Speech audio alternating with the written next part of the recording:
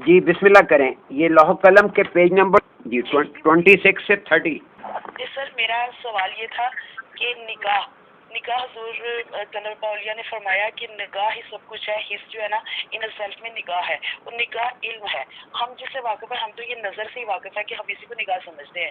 تو سر یہ بتا دیجیے گا پلیز کہ نکاح کیا ہے اور علم کون سا؟ پوری کائنات کا علم یہ بتا دیجیے گا پلیز. جی پوری کائنات کا علم، وہ علم جو اللہ رب کریم نے مخلوق کے لیے مختص کیا ہے، وہ سارا علم جو اللہ چاہتا ہے کہ مخلوق اس کو حاصل کرے.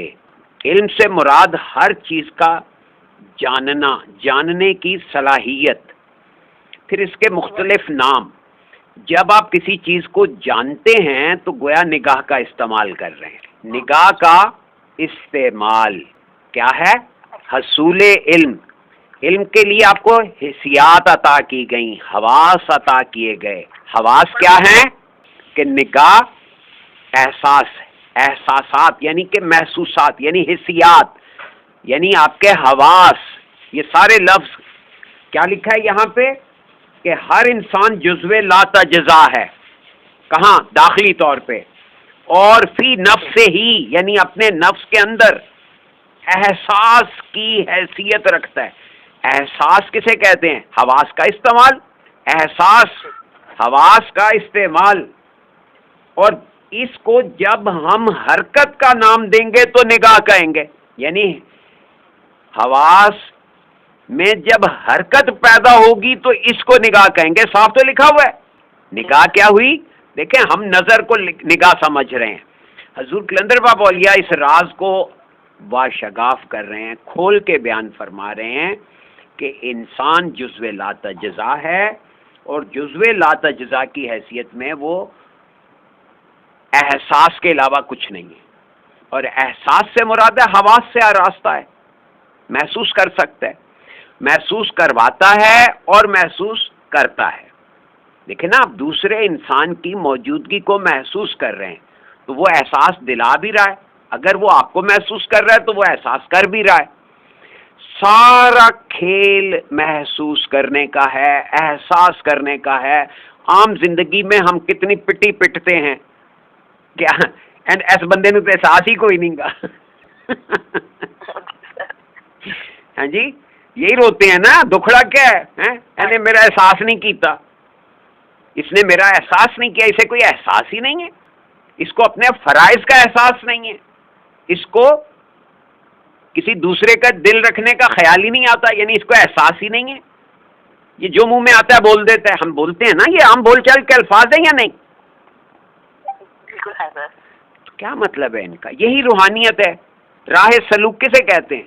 اپنے سلوک، اپنے رویے کو درست کرنا. سلوک کسے کہتے ہیں؟ یہاں جو ہی راہ سلوک کہتے ہیں ساروں کے فیوز اڑ جاتے ہیں. اور بھائی رویے کو سلوک کہتے ہیں. تم میرے ساتھ کیا سلوک کر رہے ہو؟ تمہارا سلوک میرے ساتھ ٹھیک نہیں ہے، تم اپنا سلوک ٹھیک کرو. کہتے ہیں یا نہیں کہتے؟ میاں بیوی کو کہہ رہا ہے، بیوی میاں کو کہہ رہی ہے کہ بھی تم اپنا سلوک ٹھیک کرو. بچے ماں سے کہہ رہے ہیں آپ کا سلوک ہمارے ساتھ ٹھیک نہیں ہے، سو تیلی ماں والا سلوک نہ رکھیں ہمارے ساتھ. یہ سلوک، یہ رویے جو ہیں یہی تو ٹھیک کرنے ہیں. اور یہ رویے کیا ہیں؟ ذہن کی اپروچ. اگر آپ کو یہ بات حضور کلندر بابا اولیاء فرما رہے ہیں کہ اپنے رویے ٹھیک کرو، کیا ٹھیک کرنا ہے رویوں کو؟ ہیں بھئی اللہ کے ساتھ جو رویہ ہے کہ ہم اس کے بارے میں جب محسوس کرنے کی بات آتی ہے، اس کی دی ہوئی صلاحیتوں کے استعمال کی بات آتی ہے تو ہم آگے سے بٹ بٹ دیکھتے ہیں، جبڑا نیچے کا لٹک جاتا ہے. وی آر جا drops and we don't know کہ واٹ از بینگ سیڈ. ہمیں پتہ ہی نہیں ہے کہ کیا بولا جا رہا ہے. ایسے معصوم بن جاتے ہیں، چھنے کاکے بن جاتے ہیں، ہمیں تو پتہ ہی نہیں ہے کہ کیا بولتے ہیں آپ. اس کو جب ہم حرکت کا نام دیں گے، کس کو؟ جب احساس میں حرکت پیدا ہوگی، محسوسات میں حرکت پیدا ہوگی تو اس کی پہلی سٹیج کیا ہے؟ نگاہ. پھر آگے وہ رومی کا شعر بھی کوٹ کر دیا کہ آدمی دید است باقی پوست است.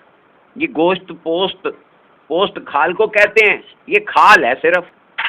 دید آں باشد کہ دید دوست است.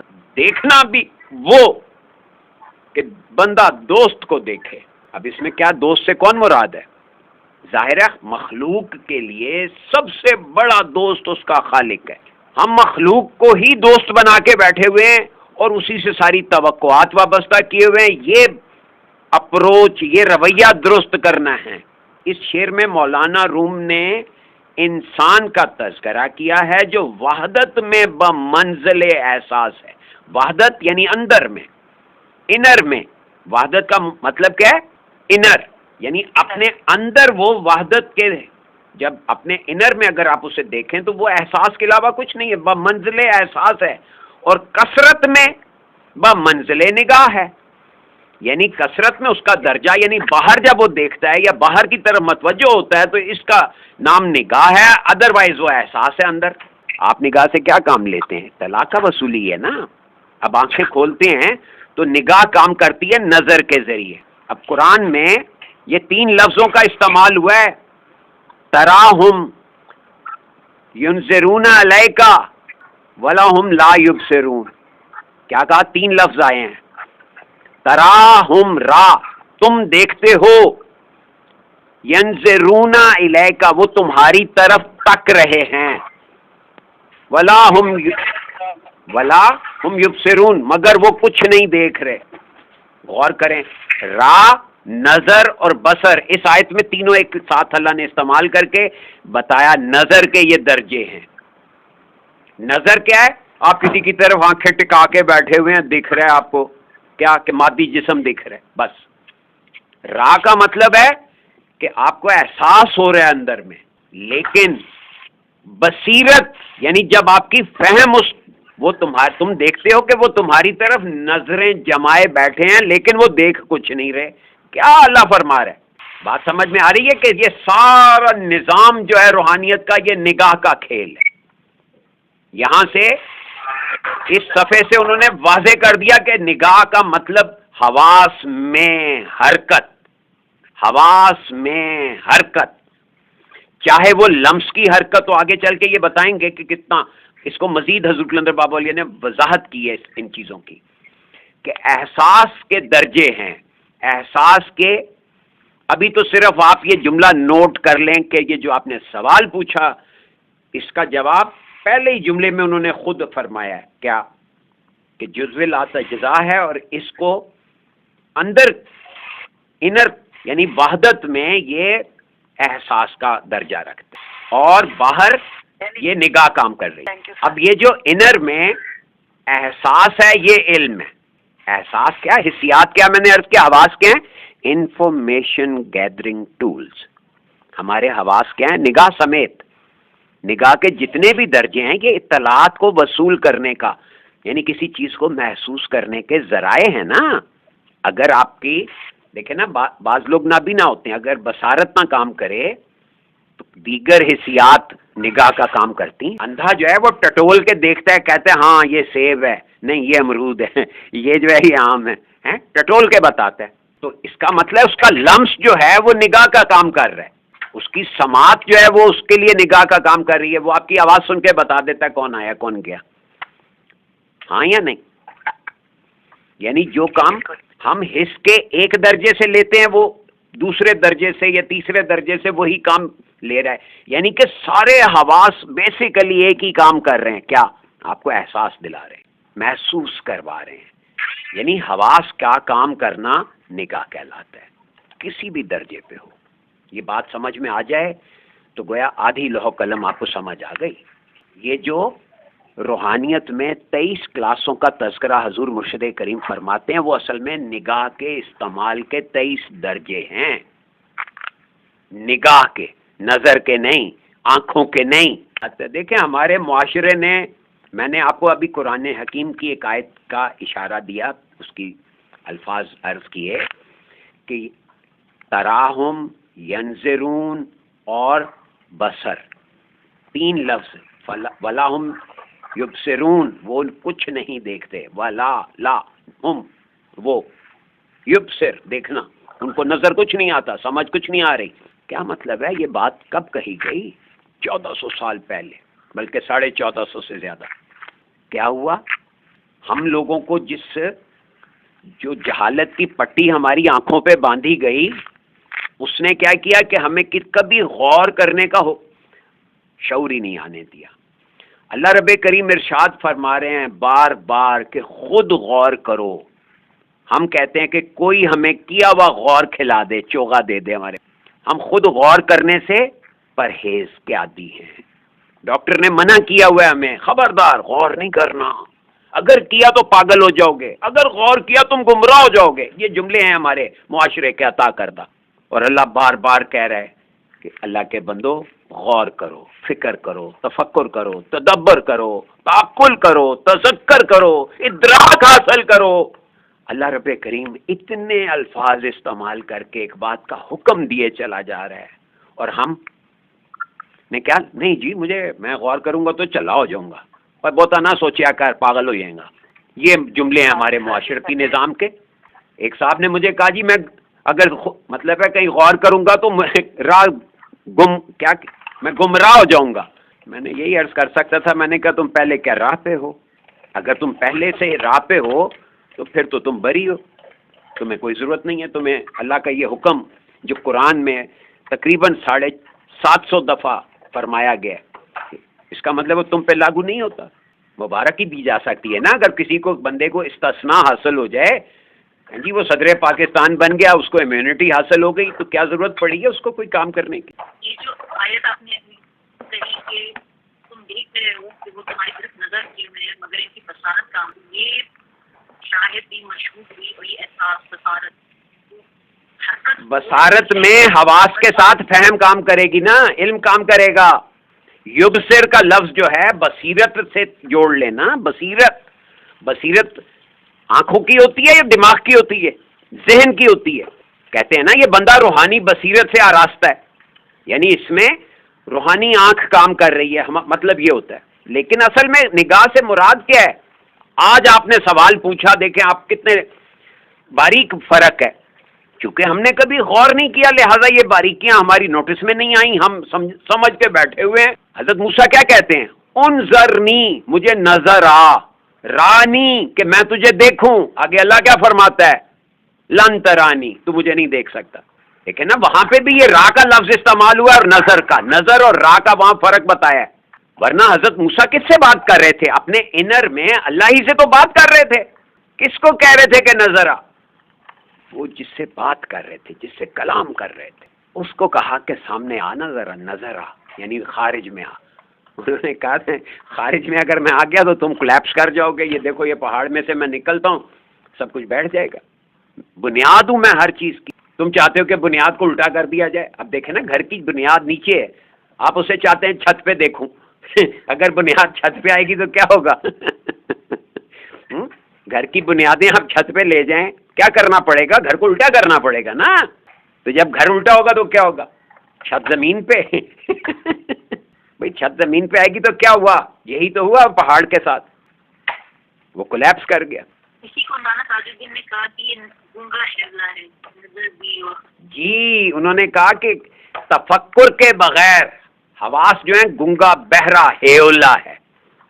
کیا کہا؟ حواس گنگا بہرا ہیولا ہے اگر تفکر کام نہ کرے، یعنی اگر آپ کسی چیز کو دیکھ رہے ہیں اور آپ کی فکر اس کو سپورٹ نہیں کر رہی تو آپ کو چیز دکھے گی نہیں۔ اب یہ دیکھیں نا، ہم کہتے ہیں ہمیں ہوا نظر نہیں آتی، یہی لفظ بولتے ہیں نا، لیکن محسوس تو ہوتی ہے۔ اس کا مطلب ہے کہ یہ نگاہ کا وہ درجہ ہے جو لمس کے درجے پہ آ رہی ہے۔ گویا نگاہ کا یہ مسئلہ حل ہونے سے کیا ہوا؟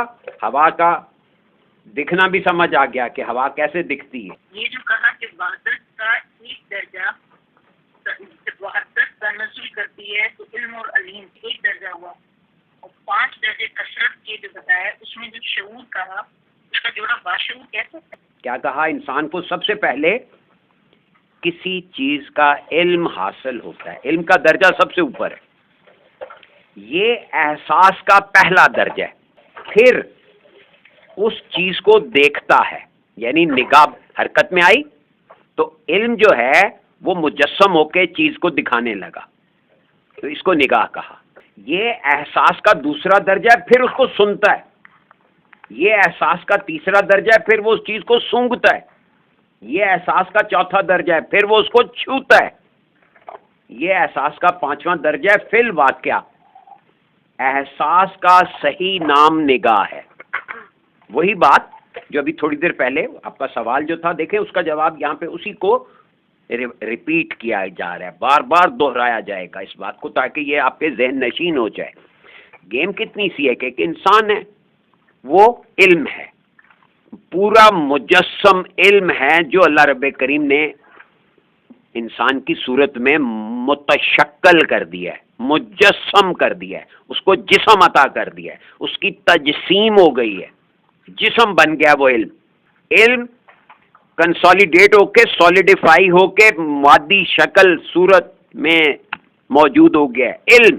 اب اس کو دیکھنا بھی علم ہے، اس کو سمجھنا بھی علم ہے، کیونکہ آپ کس کو دیکھ رہے ہیں؟ علم کو. کسی بھی چیز کو دیکھیں وہ علم کے سوا کچھ نہیں ہے. یہ کتاب علم ہے. اب آپ اس کو علم کا کون سا درجہ صرف ہاتھ سے چھو کے دیکھیں اور یہ کہیں جی ہاں یہ کتاب ہے، جلد ہوئی ہوئی ہے اور یہ نام ہے لوح قلم. یہ علم کا ایک درجہ ہے. پھر اس کو سمجھنے بیٹھ جائیں اور لگاتار لگے رہیں اور اللہ کرم کرے کہ آپ استقامت سے جتے رہیں تو وہ ضرور نوازے گا. اور اس کی تفہیم جب عطا ہوگی تو کیا ہوگا؟ اس کے اندر جتنا علم ہے وہ آپ کے اندر موجود علم میں اضافے کا باعث بنے گا. تو اس سے کیا ہوا؟ آپ کا قد کاٹ اور ذہن بڑا ہوتا چلا جائے. یہ سارا احساس کا درجہ بندی بتا دی. فی الواقعہ احساس کا صحیح نام نگاہ. اس کے 5 درجے ہیں. کس کے؟ احساس کے. اور اس کا صحیح نام نگاہ ہے. یہ بات واضح ہو رہی ہے؟ دیکھیں ہمیں حضور قلندر بابا اولیاء کی جو بتائی ہوئی بات ہے اس کو سمجھنا ہے. اس میں اپنی جگاڑیں نہیں لگانی. آپ ذہن کو ڈھیلا چھوڑ دیں، تسلیم کریں کہ جو وہ فرما رہے ہیں پہلے تو میں وہ مان لوں نا، اس کو مانوں گا تو سمجھ میں آئے گا. آپ چپ کر کے مانتے جائیں. دیکھیں یہ پوری کتاب آپ کو کیسے وہ ذہن کھولتے ہیں. اگلا پیراگراف مزید اس کی شرح کر رہا ہے. ہر درجہ علم کی اضافی شکل ہے. اضافی یعنی ہر درجے پہ علم میں اضافہ ہو رہا ہے. خیال اپنے درجے میں ابتدائی علم تھا یا ہوتا ہے. خیال آنا ابتدائی علم ہے. پھر جب وہ دکھنے لگے تو نگاہ کام کرنے لگے تو وہ اپنے درجے میں ایک اضافی علم ہو گئی یا ہو جاتی ہے. سماعت. اب آپ کو اگر کسی بندے کا خیال آیا اور آپ کو اس کی آواز سنائی دے یا آپ کو اس کا لب و لہجہ محسوس ہونے لگے تو کیا ہوا؟ یہ تفصیلی علم بن گئی، یعنی اس علم کی تفصیل سامنے آنے لگی. اور شامہ یعنی خوشبو آنے لگے اس بندے کی یا اس چیز کی. اگر آپ گلاب کو سوچ رہے ہیں تو اس کی خوشبو آئی تو کیا ہوا؟ اپنے درجے میں یہ ایک توسیعی علم ہو گیا. توسیع ہو گئی، اس میں وسعت پیدا ہو گئی. تفصیل میں مزید گہرائی اور وسعت پیدا ہو گئی. آخر میں لمس اپنے درجے میں ایک محسوساتی علم بن گیا. دیکھیں علم جب محسوس ہونے لگا تو وہ محسوساتی علم کہلایا. محسوسات میں داخل ہو گیا علم. نہیں، حواس نے علم کا ادراک کر لیا. حواس نے جب علم کا ادراک کیا تو وہ اسے یوں محسوس ہوا جیسے میں کسی سالڈ چیز کو فیل کر رہا ہوں، کسی کا لمس. آپ گلاب کو سوچتے ہوئے تصور میں اگر یہ محسوس کریں کہ میں نے گلاب کی ٹہنی کو پکڑا، اسے ناک کے قریب لا کے میں نے ایک گہرا سانس لیا اور مجھے گلاب کی خوشبو آئی. یہ کیا ہوا؟ گلاب ایک علم ہے، وہ لمس بھی ایک علم ہے اور محسوساتی درجے کا علم ہے.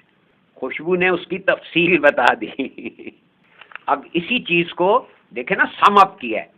اس ساری بات کو سم اپ کیا ہے جس پیراگراف کی طرف آپ نے ریفر کی ہے کہ تنزل اول، یعنی علم جب اللہ کے ذہن سے آپ کے ذہن میں منتقل ہوا، اس کو تنزل اول کہا. وہ وحدت کا ایک درجہ ہے. کہاں پہ نازل ہوا؟ خیال آپ کو کہاں آتا ہے؟ اندر میں آتا ہے نا. تو تنزل اول وحدت کا ایک درجہ ہے. اب یہ ذرا صوفیانہ جو ٹرمینالوجی ہے یہ اس کو استعمال کرتے ہوئے اسی بات کو مزید واضح کیا جا رہا ہے, اس پہ لاگو کر کے دکھایا جا رہا ہے کہ وہ ساری ٹرمینالوجی کا اصل مفہوم اتنا سا ہے کہ جب آپ کو علم منتقل ہوتا ہے یا علم نزول کرتا ہے تو اس کا نام وحدت کا یہ پہلا درجہ ہے, کیونکہ وہ انر میں اتر رہا ہے. اور تنزل دوئم یعنی جب اندر محسوس ہوتا ہے تو پھر کثرت کے 5 درجے ہیں.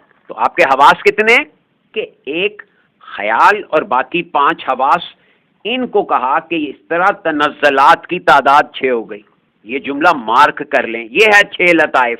نگاہی کے درجے ہوئے نا, پہلا تنزل لطیفہ وحدت اور دوسرے 5 تنزل لطائف کثرت کہلاتے ہیں. اب جزو لا تجزا انسان یا روح 3 لفظ استعمال کیے انسان کے لیے. اس کی ساخت یہاں سے منکشف ہو جاتی ہے, یعنی اس کی پوری بناوٹ ان 6 درجوں پہ ہے. انسان کی ساری بناوٹ یہ 6 درجے ہیں جن کو بعد میں لطائف کا نام دے کے لوگ ڈھونڈ رہے ہیں کہ کون سے جوکس یہ سنا رہے ہیں ہمیں. لطائف کا ترجمہ جوک کریں تو پھر دیکھیں کیا بندے میں 6 جوکس ہیں. ظاہر ہے کہ اس کا ترجمہ جوک, یہاں پہ یہ ایک اصطلاح کے طور پہ استعمال ہوا ہے. آگے اس کتاب میں وضاحت آئے گی کہ لطیفہ کہتے کسے ہیں. یہ جو آپ کا میرا بنا ہوا سنی ہوئی بات کی وجہ سے بنا ہوا تصور ہے نا لطائف کا, وہ انشاءاللہ یہاں سے حضور کلندر بابا اولیاء نے اس کو استری کرنا شروع کر دی کہ سارا کھیل کیا ہے, خیال, جو وحدت میں احساس, آگے اس کے 5 درجے. یعنی یہ جو ہم نے پیسج پڑھا یہ 26 سے 30 صفحے تک, اس کا خلاصہ کیا بنا کہ سارا کھیل حواس کا ہے. علم جو ہے وہ تنزل کرتا ہے انر میں, وحدت انر میں علم ہے, اور اس کے بعد محسوسات شروع ہو جاتے ہیں, اور محسوس کرنے والی ایجنسی کا نام انسان. وہ 5 درجے بتائے کثرت میں, ایک درجہ انر میں, کیونکہ آپ کو خیال آتا ہے تو پھر ساری چیز انر میں فیل, کیا لفظ بولا, فیل ہونا, محسوس ہو. کیوں؟ کیونکہ آپ احساس ہیں. آپ اب یہ احساس کتنا گہرا ہے اور اس کی وسعت کتنی ہے, آپ کیا کیا فیل کر سکتے ہیں, یہ آپ کی سکت کہلاتی ہے. اسی کی تربیت کرنا مرشد کریم اسی طرف متوجہ کرتے رہتے ہیں. جب آپ سے فرمائش کی جاتی ہے کہ مراقبہ تصور شیخ کرنا ہے, تو اصل میں آپ نے کیا کرنا ہے کہ مرشد کو سوچنا ہے, مرشد کا خیال ذہن میں رہنا چاہیے. ہم سارے یہاں دیکھنے کے چکر میں پڑے ہوئے ہیں, راہ کے چکر میں پڑے ہوئے ہیں. رانی کے سامنے آنا میں تجھے دیکھوں, وہ کہتے ہیں میری طبیعت ٹھیک نہیں ہے, فی الحال ملاقات نہیں ہو سکتی. یہاں سے دیکھیں نا, اس بات کو آپ اپلائی کریں مختلف چیزوں پہ, جیسے تصور شیخ پہ کریں. جیسے آپ کسی دوست کو سوچتے ہیں, آپ کتاب میں جو کچھ پڑھتے ہیں اس کے بارے میں سوچ رہے ہیں تو اس کا خیال آ رہا ہے نا, پھر سوچنا, اس کو پروسیس کر کے آپ فیل کر رہے ہیں کہ یہ کیا بات کہے گی, اس کو ویژولائز کر رہے ہیں, اس کو امیجن کر رہے ہیں, اس کی تصویر کلیئر ہوگی آپ کے ذہن میں تو آپ کا تصور واضح ہوگا. اسے کنسیپچل کلیئرٹی کہتے ہیں کہ آپ کے تصورات واضح ہیں. کسی بھی بات کے بارے میں اگر ہمارے تصورات واضح ہوں گے, کس پہ, ہم پہ, تو ہم انہیں وضاحت سے بیان بھی کر سکیں گے. جب ہم وضاحت سے بیان کریں گے تو سننے والے کے لیے وہ چیز واضح ہوگی, تو اس کا بھی تصور واضح ہوتا چلا جائے گا. ورنہ ٹامک ٹوئیاں ہیں, سارے ہی مار رہے ہیں, آپ بھی لگے رہیے. Take a good care of the things that you are learning in this book.